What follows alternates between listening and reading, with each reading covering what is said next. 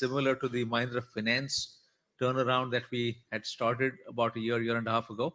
And that's something that we will initiate in TechM now.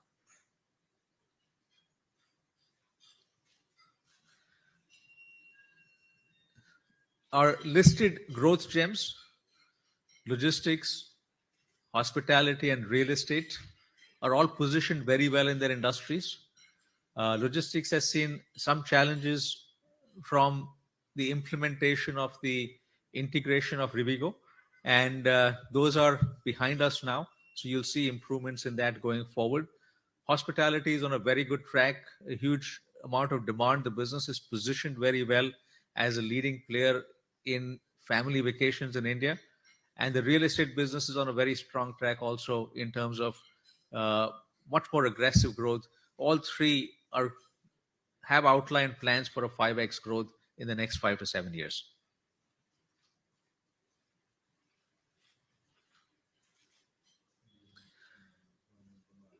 And the final point that I'll make before I hand it over to Rajesh is we continue to deliver on our commitments.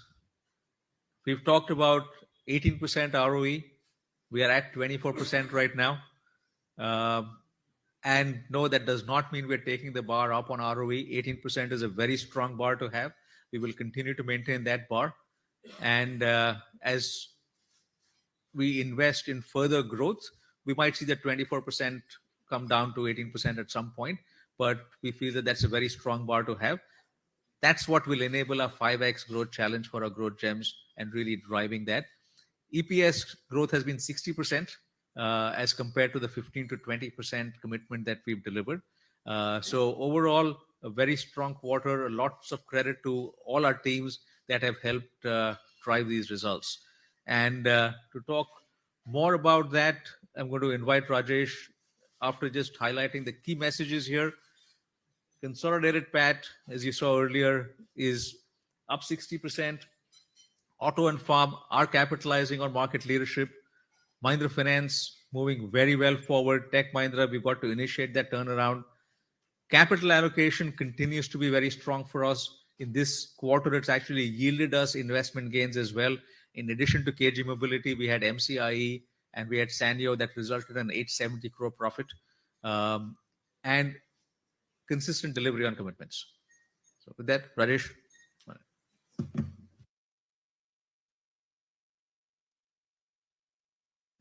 Hi, good afternoon, all of you. I will try and do this quickly so we get enough time for Q&A. So I'm going to cover the automotive business first. As you can see, we've had a very healthy volume growth, 21% for the quarter. Our SUV volumes crossed a lakh. Revenue market share, we were again number one with a gain of about 3 share points. And on the LCV less than 3.5 tons, we hit 49% market share, which is about a 5% gain and our highest quarterly market share in the last 5 years.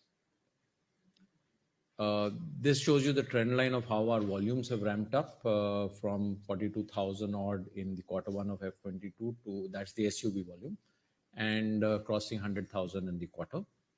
And likewise, you can see our revenue market share at number one over the last 6 quarters. This is an update as on 1st August on our open bookings. As you see, we maintained our open bookings at 281,000, and that's in spite of the ramp up that we're seeing in our volumes and sales. That's because some of the newer strong models continue to remain very strong on bookings. Thar is continuing to get 10,000 bookings per month. The Scorpio N, including and Classic together, get 14,000 per month, and you can see that even for 700 is 8,000 per month. So the strong brands continue to be very strong, and overall new bookings are at a rate of 48,000 per month. This is an update on the capacity planning slide that we had shared earlier. We had said that by quarter 4 of last year we would be at 39,000. That's materialized. We saw in July that we sold over 36,000 in the domestic market and about 1,000 in exports. So we were very close to the 39,000 by way of sale. And as Anish said, we met the full capacity utilization by way of production. We had said we would go to 49,000 by the end of quarter four of this financial year, and that's on track. We had celebrated selling over 9 lakh of the Scorpio brand. Also, we got a very good army order, and that's something we believe is a very strong part of the brand DNA. And we got the second order in July of 1850 Scorpios. This is the trend line of the LCV less than 3.5 ton volume and market share. And as you can see, we've gained about 5 share points. I would request playing of the Bolero Max AV, which is we've redone the whole Bolero portfolio, and that's one of the key drivers of our increase in the market share. Can we have the AV?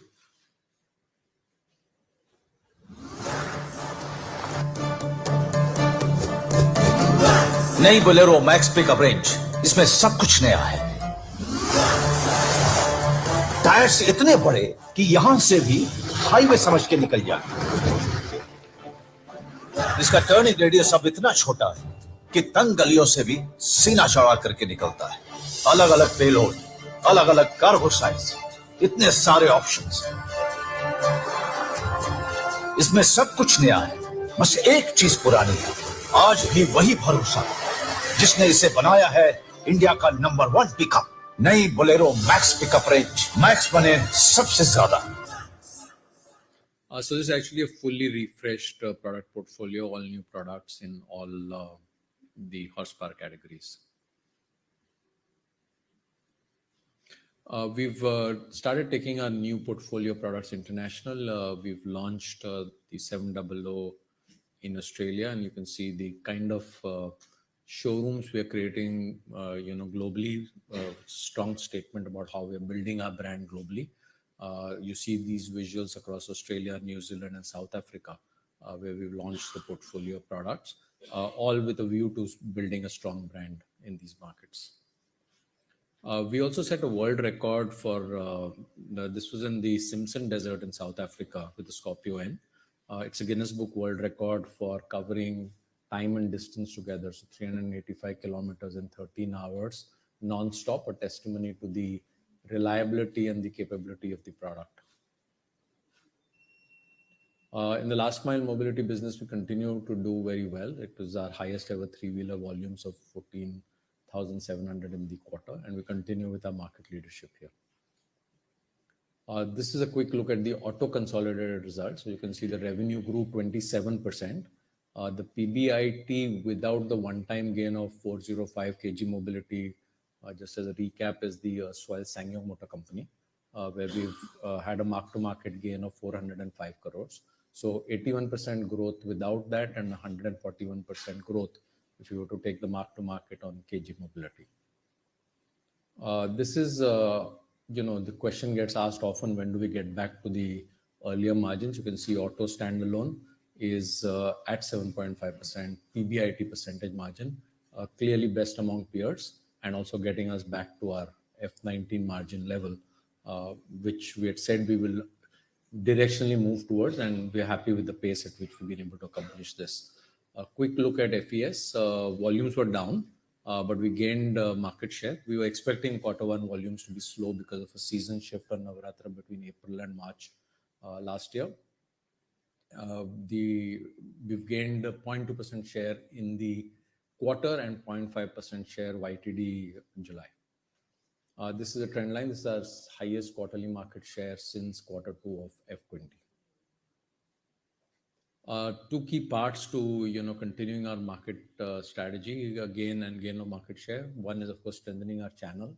The second is launch of the Oja, which is going to happen on 15th August, and the launch of the Swaraj Target tractor, which has been launched. The Orchard and the lightweight tractor market size is approximately 50,000. The reason I say 50,000 is it's an application-based segmentation, so you never get exact precise numbers. And in that segment, our market share is 30%, which is well below our overall average of 42.9, which indicates that we have a very good upside to gain market share with 2 new launches in this segment. We are scaling up farm machinery for growth. We saw 24% growth in quarter one. Rotavator market shares are up. We've gained market share, and we're strengthening our product portfolio. And other products like rice transplanters and laser levelers, etc., are doing well too. Uh, Farm consolidated financials: 9% revenue growth, 22% PBIT growth. And comparing margins, we've since last time started sharing farm standalone and core tractor margins. You can see our core tractor margins are now getting very close to the F19 level at 18.6%, and a very good improvement even quarter on quarter and certainly over last year as well. With that, I'll hand over to Manoj. Thank you.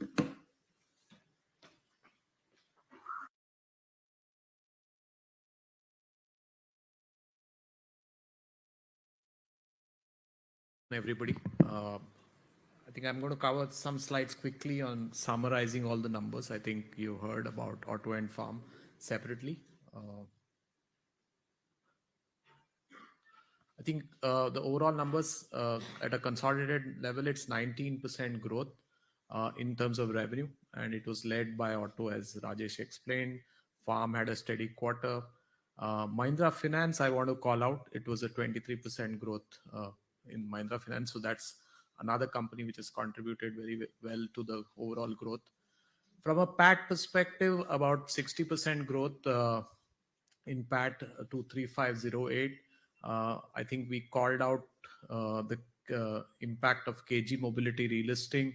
As you know, we had taken a write down as SYMC went through bankruptcy. It has now emerged out of bankruptcy and listed again. So there's a 405 crore gain, which has been reflected in the numbers as we marked it to market based on the market price as of 30th June.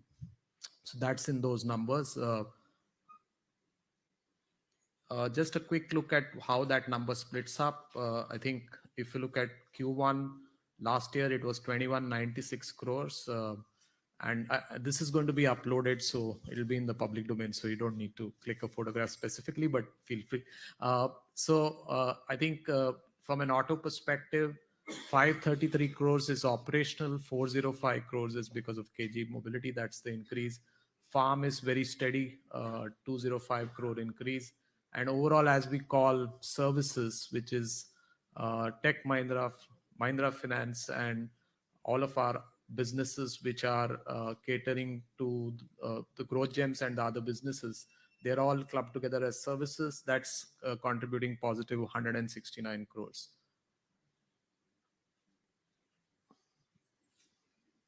Just a quick look at standalone, and now standalone here reflects the core auto farm business, and that's a growth of 23% and overall growth of 98% in terms of PAT. With this, I'll leave it here, and we can obviously interact and have more details about the financials as we go forward. With that, I invite Anish to come back on stage.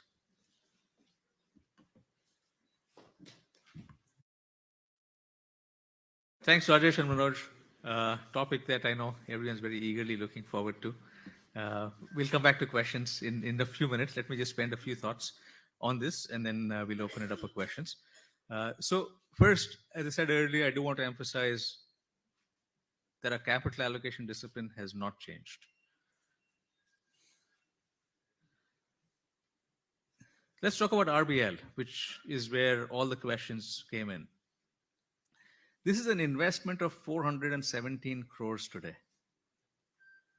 It's an investment in a sector that is a core sector for us, financial services. A sector that we want to grow a lot more in. We have a business in that sector that's 40,000 crores or almost 40,000 crores of market cap. I'm rounding up a little bit there. And this investment is really for us to understand banking in a lot more detail with a very long-term view. This is a 7 to 10-year view. There are no assumptions on our part today whether we want to get into a bank or not. In fact, at this point in time, we cannot and we do not want to. There is no intention of going further beyond this at this point. But it helps us understand this sector a lot better to enhance the value of a business that is nearly a 40,000 crore market cap business in this sector for us. Why RBL Bank? We saw an opportunity with a bank that was very well run, a very strong management team, a very good foundation, at a price to book that was lower than one. It was a great investment opportunity from that standpoint that came together with our desire to understand this sector in banking a lot more. And that is the reason we've gone ahead and taken a 3.53% stake in this bank. At this stage, we do not expect to go higher. At some point in future, if there's a very compelling strategic reason, which we will have to understand in detail, evaluate in detail, in line with our capital allocation guidelines, we will look at it at that point in time. But today, that is where we are.